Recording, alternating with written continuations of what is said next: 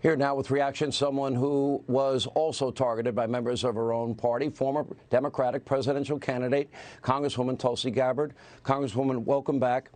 When you see that video and you know that Joe Biden is trying to bring some basic common sense back to the party, what's your reaction?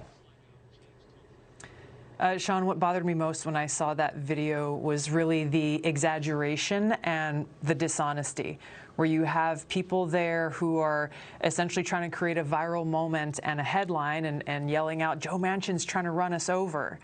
This is just the latest example of a disturbing, larger pattern of dishonesty and disrespect for the American people, where they think that we're just stupid. We saw this in the excuses that were laid out when McAuliffe lost in Virginia. They said, oh, well, you know, Youngkin won because he sounded his dog whistle, and that all the dogs came out and voted. And that's why he won. And it reveals really what they think about us, that we're stupid, that we're dogs, that we don't have intelligence or free will to make our own decisions for ourselves. And therefore, we should just trust them in their arrogant attitude that they and the big government, they know what's best for us, and they'll make the best decisions for us. You know, I use the analogy, I was the MC the night Newt Gingrich became Speaker in 1994, and it was a wake-up call. Remember, Republicans have been out of power in the House of Representatives for 40 years, and it became a wake-up call for Bill Clinton, and that's when he changed gears, and the era of big government is over, the end of welfare as we know it.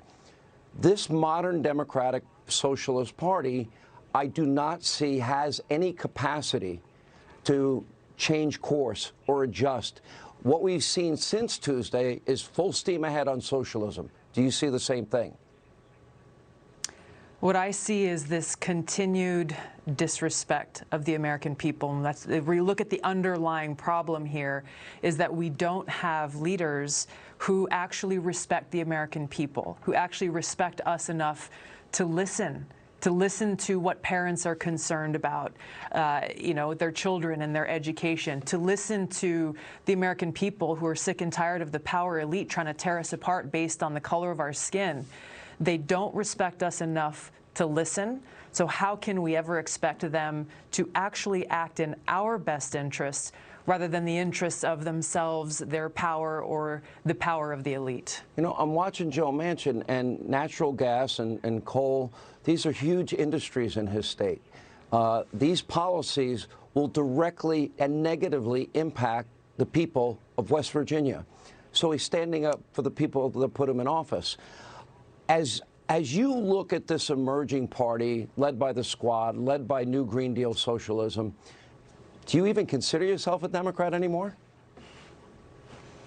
I'm less concerned about party politics. Yes, I'm a Democrat, but I'm less concerned about party politics than I am concerned about the future of our country, given the kind of leadership that we are seeing, this kind of self-serving leadership that plunges forward. You just played a few different clips that really, again, reveal the arrogance of this leadership that plunges forward without any regard for the cost and consequences on the American people in the short term or the long term, the cost and consequences on our freedoms, on the undermining of our constitutional rights. There are deeper issues here that really need to be brought to the forefront that most in the media are not even talking about. You know, there was a period in my life, Congresswoman, where I had to struggle for a lot of years to pay rent. I know what it's like. The high cost of gasoline, totally preventable. We were energy independent. Why would we ever give that up? What happened at the border, totally preventable. We had a policy that was working. Afghanistan, another example. We could have withdrawn when we had full control of Kabul and all the surrounding areas. We had months to do it. They didn't do it. And then you look at inflation. Then you look at energy prices. And you put all of this together. Who's getting hurt here? The people that make this country great, the working men and women of America, the people that really, really, you know, the poor, the middle class. You know, paying $1.50 more a gallon, I can afford it, but a lot of people can't. And there seems to be a disconnect in terms of caring about those people. And that's really what's at the heart of the frustration that people across the country are feeling right now, is that they are not being heard, that they are not being seen, that their challenges really are not being addressed by those in power. You listed a number of different challenges, and our representatives in government, they'll have different ideas on how to address those things. But when you look at issues related to open borders and immigration, when you look at issues related to our national security, when you look at issues related to energy independence, we can have different ideas on how to accomplish those things, but those things are concerns that are central to all of us, regardless of political party. So if we treat each other with respect as children of God and come together to say, hey, we need to work together for the good of the country, then we can have that real dialogue that will allow us to move forward and make progress to solve these problems. Boy, I'll give a big amen to that. Well, very well said, Congresswoman. We appreciate you always coming on the program. Thank you. Tulsi Gabbard.